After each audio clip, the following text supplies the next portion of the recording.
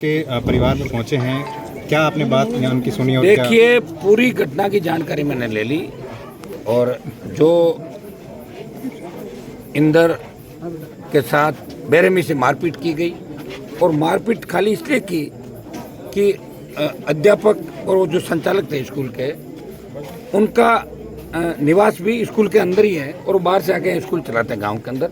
उनकी मटकी से उसने पानी पी लिया था और इससे मास्टर जी को इतना गुस्सा आया कि बच्चे को बेरहमी से पीटा और उसको लेके बाद में जब बच्चा यहाँ से हॉस्पिटल ले गए इलाज के लिए, गुजरात अहमदाबाद भी बच्चे को लेके गए, तब पंचायतें भी इस मामले के अंदर हुई। उस समय 1.5 महीने के अंदर पुलिस ने किसी तरह की कोई इनका जो इंटेलिजेंसी का पूरा फेल्योर था और अब इस बात को छुपाया जा रहा है कि मटकी की घटना नहीं हुई। पीने के पानी को लेके जो स्कूल संचालक थे इंदर के साथ गंभीर मारपीट करी और उससे बच्चे की मृत्यु हो गई।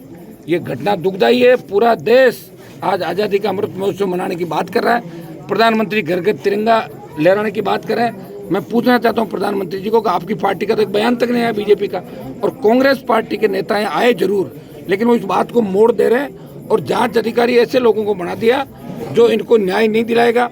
मैं परिवार से पूछ के एक बार हम मांग करेंगे कि जांच किस व्यक्ति से कराई जाए। ये तो हटवा देंगे जांच को, जो जांच करा इससे जांच नहीं हो, या तो राजस्थान सरकार की कोई एजेंसी जिसपे इनका भरोसा हो, अगर उस पर नहीं हो तो सीबीआई जांच करे। अगर राजस्थान सरकार की कोई एजेंसी जांच पे अगर इन परिवार पे हम छोटे परिवार जिससे चाहेगा उसी से जांच हो जाएगी। और मैं मांग करता हूँ कि मुख्यमंत्री ये दोगली नीति क्यों अपना रहे हैं। उदयपुर के अंदर जो कन्हैयालाल की घटना हुई, हम सबने निंदा की कि वो निंदनीय घटना थी, आतंककारी घटना थी, और कन्हैयालाल की हत्या करके जो वीडियो वायरल किया उन्होंने, वो चुनौती थी सिस्टम को। उसमें बीजेपी के नेता पहुंचे, सीएम खुद पहुंचे, 50 लाख रुपए 2 नौकरी दे दी एक के बजाय। हम ये कह रहे हैं कि ये घटना भी चिंतित करने वाली कि आज़ादी के 75वां अमृत महोत्सव के बाद भी जालोर, पाली, सिरोही के अंदर ऐसे हालात है कि बच्चों को मटकी का पानी पीने से रोका जा रहा है, बच्चों को तालाब में पानी नहीं पीने देते, मंदिरों में दलितों को दर्शन नहीं करने दिया जा रहा और दलित दूल्हों को घोड़ी से उतार दिया जाता है। अगर इस तरह की घटनाएं राजस्थान के अंदर हो रही है तो मुख्यमंत्री जी आप इस्तीफा दें। इन्हीं शेड्यूल कास्ट के लोगों ने आपको सत्ता के शिखर पे बिठाया 1 बार, 2 बार, 3 बार, और 70 साल तक कांग्रेस पार्टी को वोट दिया राजस्थान के अंदर। कुछ तो शर्म करो, जिन्होंने आपको वोट दिया है वो न्याय मांग रहे हैं आपसे सड़क पे। और दूसरा, भीम आर्मी के बच्चे उस दिन अगर नहीं होते तो मेरे हिसाब से ये मामला बिल्कुल सुर्खियों के अंदर ही नहीं आता। उन्होंने प्रयास किया, मैं उनको धन्यवाद दूंगा। और भीम आर्मी के सारे पदाधिकारी को रोक लिया, बंधक बना लिया पुलिस ने। क्यों भाई, लोकतंत्र है, सबको आने का अधिकार है। जब कांग्रेस के नेता काफिलों के साथ आ सकते हैं, दूसरे आ सकते हैं, तो वो लोग क्यों नहीं आ सकते? हाँ, गलत दिशा में अगर कोई भी आंदोलन जाता है, कोई भी संगठन जाता है, कोई भी पार्टी जाती है, तो उस पर सरकार कानूनी कार्रवाई कर सकती है। लेकिन डर और खौफ का माहौल पैदा करके इस तरह किसी आदमी को मतलब दर ठोकरें खाने के लिए मजबूर कर दो, उसको अपने परिवार इतना चिंतित कर दो कि उसको सुसाइड करना पड़े। राजस्थान के अंदर कोई एक घटना नहीं दलितों के साथ। अभी आपकी जो पाली की जितन मेघवाल की घटना थी, चाहे आपका अलवर के अंदर मामला हुआ, जितने भी घटनाएं राजस्थान के अंदर दुर्भाग्यपूर्ण है दलितों के साथ साथ। राजस्थान में आपके जालोर के अंदर बाबा जी ने जब सुसाइड किया तो उसमें एमएलए का नाम आते ही बीजेपी ने 3 आदमी भेजे, क्लीन चिट दे दी, बोले हमारा कोई लेना देना नहीं। और बीजेपी के नेताओं के ये बयान आ रहे हैं कि ये घटना घटित हुई नहीं। मतलब क्या बात करें, एक पार्टी मदद कर रही है अपराधियों को और दूसरी पार्टी इस घटना को नया मोड़ दे रही है। कह रहे हैं कि भाई कान में ये बीमारी थी इसलिए उसकी मौत हो गई। ये दुर्भाग्यपूर्ण बात है। सरकार को चिंता करनी चाहिए, नहीं तो कल से यह आंदोलन पूरे राजस्थान के अंदर फैलेगा।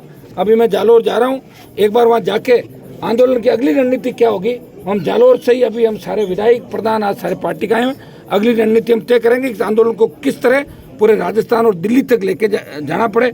मुझे अगर आवश्यकता पड़ी तो पूरे परिवार को लेकर मैं प्रधानमंत्री के पास भी जाऊंगा, और जयपुर में बैठना पड़ा जयपुर में बैठूंगा। मैं कोई पॉलिटिकल माइलेज लेने यहाँ पर नहीं आया, लेकिन जब पुखराज जी गर्ग जो पहले आए थे उन्होंने मुझे कहानी पूरी बताई, और 2 दिन से जब हमने पढ़ा कि ये कह दिया मटकी का मामला ही नहीं है, और दूसरा ये कहा कि भाई ये तो मौत बीमारी से हुई है, कि क्या बात करो, किस तरह मोड़ दिया। अब ये परिवार किस पर भरोसा करे, जांच कौन करेगा? मैं इस परिवार पर ही छोड़ता हूँ। ये जिनसे कहेंगे, ये परिजन इनके जो भी इनकी संघर्ष समिति बैठ के बता दें, जिनसे जांच कराना चाहे जांच करा लें, हम इसके अंदर सहयोग करेंगे। दूसरा, मैं मांग करता हूँ कि 7 बजे बाद हिंदू रीति रिवाज के अंदर अंतिम संस्कार नहीं होता। 9 बजे जबरन अंतिम संस्कार किया। इंदर की माताजी के चोट लगी, चाचा घायल हुआ, पिताजी के चोट लगी, दादाजी के पैर में चोट लगी। बेरहमी से जिस तरह जानवरों को पीटते इस तरह पुलिस ने पीटा, और आपने एक कांस्टेबल को लाइन हाजिर करके और इतनी कर ली। क्या जंगल राज है राजस्थान के अंदर? नहीं चलने देंगे इस व्यवस्था को। जालोर जाके तय करेंगे कि हमारा अगला कदम क्या होगा। इस परिवार को जब तक न्याय नहीं मिलेगा, राष्ट्रीय लोकतांत्रिक पार्टी चैन से नहीं बैठेगी। मैं मुख्यमंत्री जी को अब भी कह रहा हूँ कि समय पे इन कलेक्टर एसपी सहित तमाम उन दोषी पुलिस अधिकारियों के खिलाफ, दोषी आपका एसडीएम एडीएम जो यहाँ दोषी थे, जिनके कहने पर लाठीचार्ज हुआ, जबरन दाह संस्कार, आपने अंतिम संस्कार जबरन बच्चे का कराया, और 1.5 महीने तक क्या लेके आप बैठे थे। जो मुआवजे की इनकी मांग है 50 लाख, मरते के परिवार से नौकरी की बात है, और इन घटनाओं की पुनरावृत्ति नहीं हो।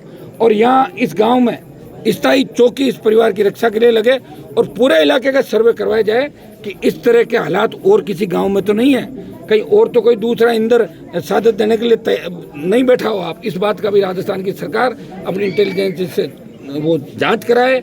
मैं मांग करता हूं इस परिवार को न्याय दें, और मीडिया को भी मैं विशेष रूप से कहना चाहूँगा, आप लगातार इस मामले को उठा रहे हैं, आप इस मामले में इतना ही ध्यान रखें कि पीड़ित परिवार के साथ अन्याय हुआ है। जब इस बच्चे से मैंने पूरी कहानी सुनी, उसके बाद पूरा 100% मैं इस बात पे मैं खुद कह सकता